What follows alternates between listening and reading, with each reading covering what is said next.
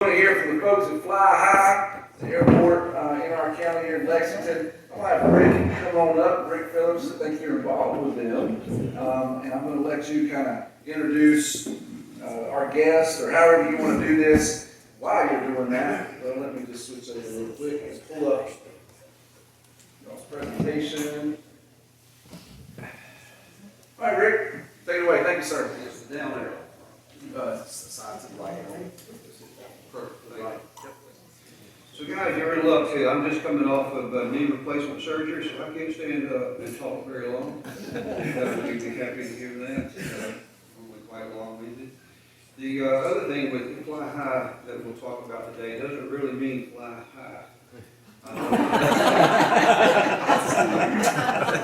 It refers to the level of service that's given out there. It may refer to altitude.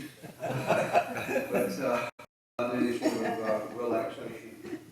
But at any rate, just I want to introduce the guys that are here with us today, and you'll be hearing, well, at least from one of them.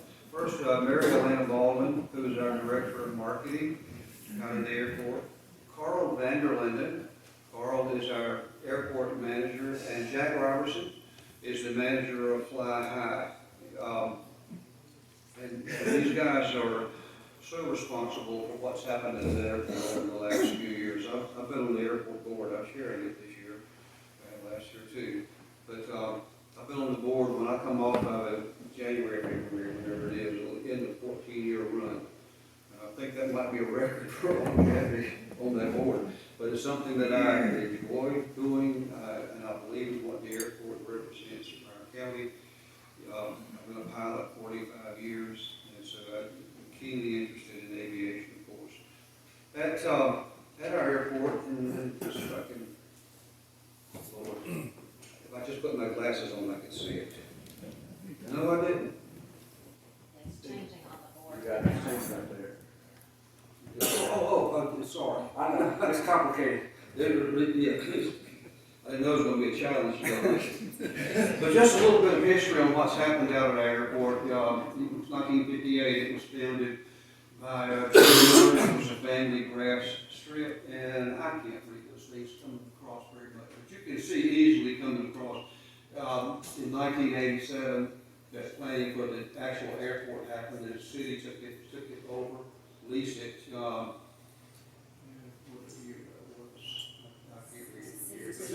To cut to the chase, today it is a thriving airport, and it is a real economic driver for Davidson County. I don't know how many of you have ever seen the airport out there. Everybody seen it? Anybody not seen it? So so I'll just tell you real quick, when I first joined the board years ago, it was our airport. I think, and Jack, you were out there then too. It felt a little bit like a kind of a country airport and rural type of airport, lots of Piper Cubs and Cessnas and stuff flying around. And I think the perception was among the locals, well, that's just a place where some rich guys, some rich old boys will go out and have fun on Sunday afternoon. That has greatly changed in the last few years. In 2010, Fly High Lexington approached us, and we came together for them to run our fixed base operation out there. And that airport turned a dramatic corner when these guys came. Professionalism too, key across at our airport. I'll just tell you too, get away from my slides, but one day not long ago, a few months ago, I was walking. I decided to walk from the terminal all the way down to my hangar, which is a pretty good walk, but I decided I needed the exercise, so I'd walk down there. But as I walked past the ramp, and remembering years ago when I would walk out on the ramp, there'd be 2 Cessnas and 3 Pipers, and there's a Colt and whatever. But when I walked out here recently, it's jet after jet after jet after jet, corporate aircraft that bring in, that make a huge contribution to our tax base. So this is our airport board. I'll tell you that on the board we have a wide selection, a cross selection of business people, people that are aviation pilots. I think there are 5 of us on there that are or have been pilots in the past. We have a guy from the city, from Lexington City Council, and a county commissioner that's on it as well. And I introduced already our three members that are here today, but Tyler Wright Ellington, which is an extremely good engineering firm, and they primarily do airports. That's who does the engineering for us, and of course our legal services is done together with Ryan McNeil with Winkler, with Brinkley, Walser, and Stone. So at our airport, these are some of the attributes that we'll have now, but I'll just touch on a couple of things real quick. In addition to the ILS, which is an instrument landing system where you read weather, and RNAV, which is similar, but you can approach it from different directions. But we have a Mouser on there. That's a medium approach lighting system that also includes runway alignment. And I'll talk about this for just for a minute, because when I first joined the board, this was on the table to talk about. And I didn't think I would live to see this thing come to fruition. But it finally did last year. And if you ever landed out there, or at any airport at night, but I'll just say at ours, and it's low visibility, maybe 400-foot ceiling, or you've got fog, and you just keep getting it 500 feet, 400 feet, 300 feet off the ground, and all of a sudden that light, that strobe light system pops through. It's a beautiful sight. And one of the things that's helped for us is it has now allowed some corporate aircraft that would not land without a Mouser system. It now allows some of those airplanes to come in. So that can get a huge, huge bump. As you can see here too, we have 2 flight schools, 50 team hangars, 6 corporate aircraft, 2 private hangars, 1,000-foot maintenance, etc. And we just resurfaced our runway. Jack may touch on that just a little bit more. We've got a brand new runway in. And the last thing that I'll touch on here just for a minute is the economic impact that this airport has to our area. And these are not our numbers. These are from the Department of Aviation in Raleigh. But the thing that I think is particularly interesting is $4.35 million in tax revenue that airport generates and $130 million economic impact. There are 524,000 people that are within a 30-minute drive of our airport. We sit right straight on the interstate. We have so many things going on right now. We're in the process of building 10 new corporate hangars. We're resurfacing everything at the airport right now. So a lot of exciting things happening. The last thing I'll touch on just for a minute, I'll introduce Jack and have him come up. Carl was going to give a presentation, but he was in San Diego yesterday, and something with altitude or whatever got his ear. He's a little dizzy. So, so Jack will give you the primary presentation. But the Mouser system that we put in, we won 2 state awards last year for that. And one of them was for the most innovative, and this also is in North Carolina transportation, not just aviation, but this is railroad, trucking, highways, bridges, all sorts of things that compete. But we won most innovative project, and it was because of this Mouser system that we put in. We were the first airport in the state of North Carolina to put a system in that has those approach lights over the top of an interstate highway. And that took some real thinking too, because on a foggy night, if those lights are on, you flash in the sky out there for motorists. So we had to think, how do we come around that? And we wound up with the engineering firm doing baffles underneath so that it would shine upward, but it wouldn't be confusing to drivers. But we were really proud. We actually won 2 awards last year at that presentation. And that's something I'm really proud of, and I'm proud of our airport. Jack, with that, I'll have you come up and walk us through this. And the down arrow is right there. Don't look at this screen, look at that way. Well, thank you, Rick, and thank all y'all for having us out here today, because the cool thing about us, we're not the Lexington Airport, we're the Davidson County Airport. So that's a very important distinction.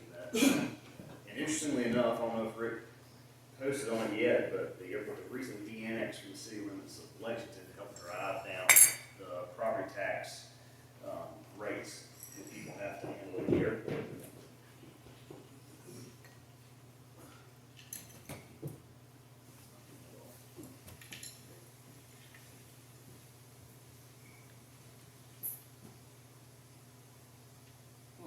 What'd you do, Rick? I froze it.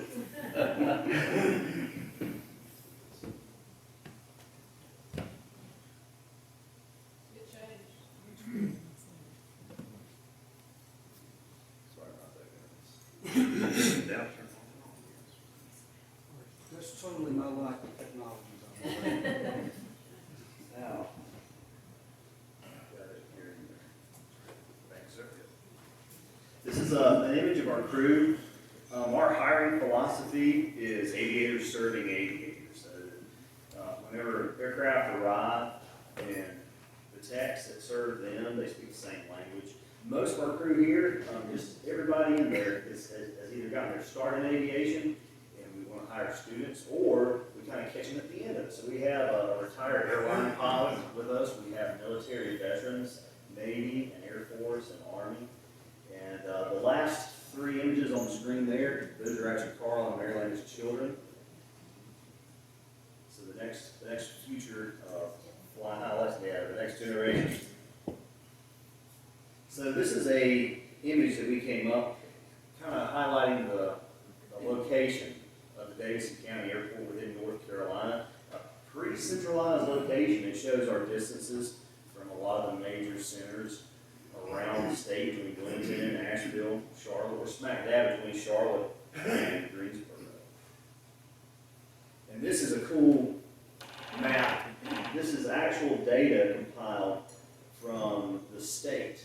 And they do this every couple of years.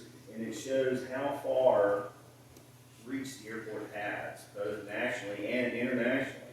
We frequently have a fuel stop of a customer traveling from Florida to Canada. So it's a good intermediate stop for him, going back and forth from, I guess, his winter home to his normal home. This is all the major tenants, affiliates that we have at the Davidson County Airport. SAM is Sky Aircraft Maintenance. They're a new maintenance company to the airport. They are investing heavily in their future at the airport, as well as the facilities out there. They do major heavy jet maintenance and overhaul, and they have recently acquired the Davidson General Aviation Shop. So now the airport has the capability of servicing everybody. Of course, we're Fly High Lexington Air Care, operated the Wake Forest Baptist helicopter. They keep typically 2 helicopters on the field and a full-time staff, so they're able to respond for emergency medical transportation as well as inter-hospital.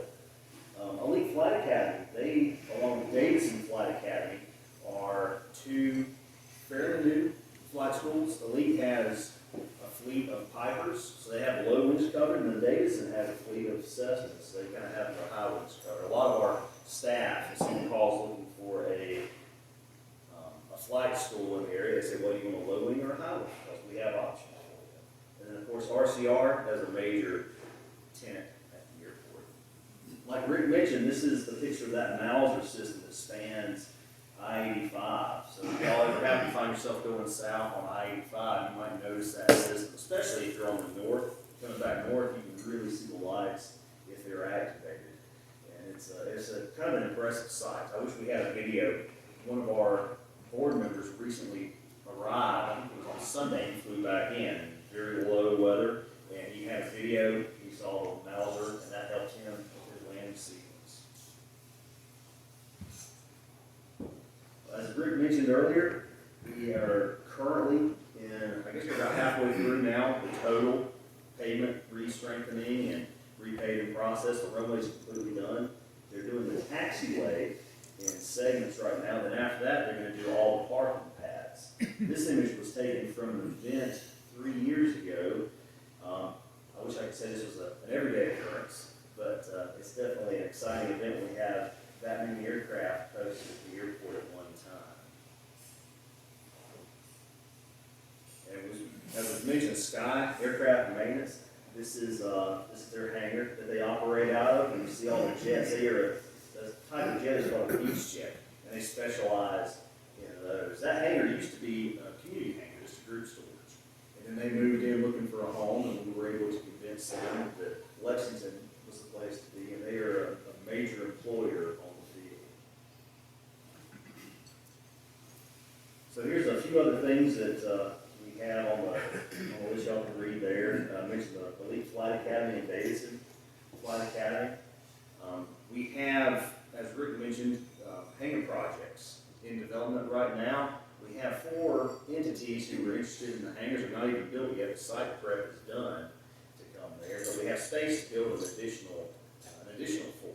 So if y'all happen to know anybody in the area, either economically needs a space to have a aviation business at the airport, or maybe if y'all have a jet you're not telling anybody about, I'm glad to have you at the airport. So, Rick mentioned the ADSB system. It is a tracking system, and this particular website that the airport contracts with, it shows the total number of operations, the landings, the takeoffs, as well as the overflights, and it's amazing how far it breaks down the technology and the information. So we can see not just how many airplanes, but what type of airplanes frequent the airport. And this is a big driver for us to determine the total number of operations. Historically, we've been around 29,000 a year, and now we're trending 3,000 or more than 3,000 per month. So that's putting the airport on having about 36,000 to 40,000 operations annually, which for a small airport is significant.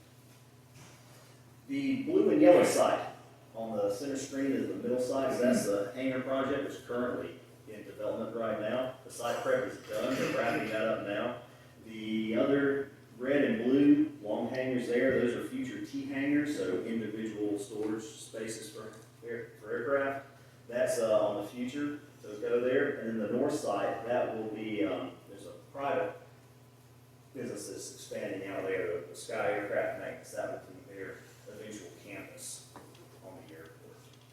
Here's an aerial shot of our corporate hangar expansion area, and this was when they were just breaking ground, getting everything nice and level. Now we're pleased to report there's pavement on there and everything's seeded and it's just ready for people to start building.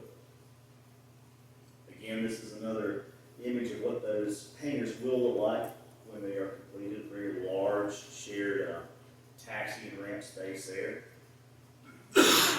This is the proposed hangar building for the maintenance facility on the north end. And then there's an additional space for a very large corporate hangar.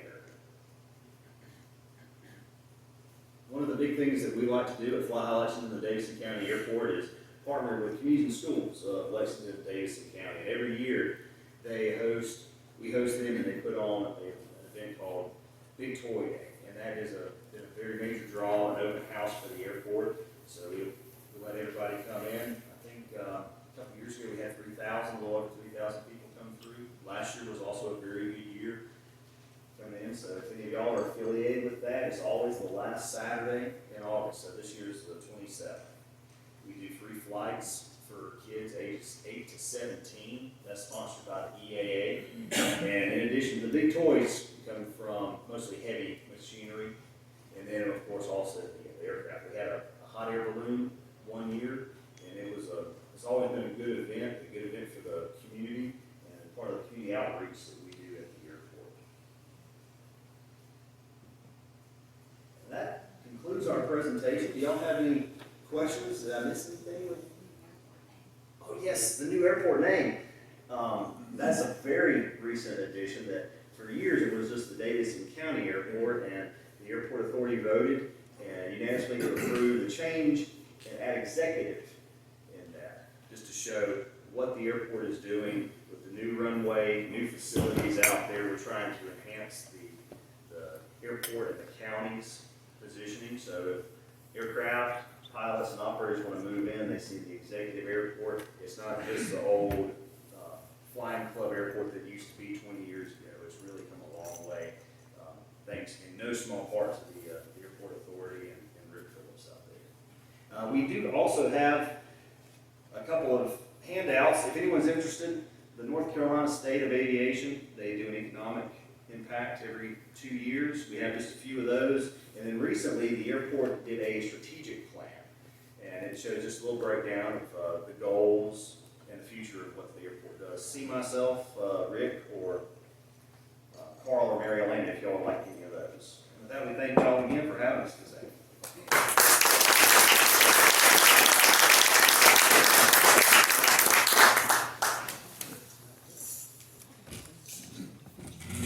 Thank you guys for that presentation. I think this is is a gem in our community, in our county that's sometimes forgotten. But it's obviously very worthy and important stuff and an economic impact, as you shared, Rick, as well as otherwise. And it looks like the best days are ahead. Seems like, and I started learning a little bit more about this when I was on tourism, and Mary Lane was on our board. I learned a lot about the airport then, but it seems like it's come a long way since then. Obviously, you guys aren't just sitting out there twiddling thumbs, so good stuff. Any other questions? Okay. Question. Yeah. You know, footprint wise, with the expansions that you have going on right now, will that fully utilize your, geographic footprint, or do you still have more room for future expansion? All of those shaded in areas on that one slide that showed all of the proposed sites that could be developed. And the FAA requires every airport to basically say, this is what we want to do, and we have to update that every 5 years. We recently did that. So it kind of shows the ultimate expansion. The large field area towards the upper right area, that's where the new hangars are going to be. So when all that's done, the airport will be pretty much developed out with its current footprint. Anything else? Kyle's? Largest plane that can land there. We've had a Gulfstream 5 and a Global Express. They're about 70, 80,000 pound aircraft when they land, about 90-foot wingspan, so about the same size as a 737. That's Rick's.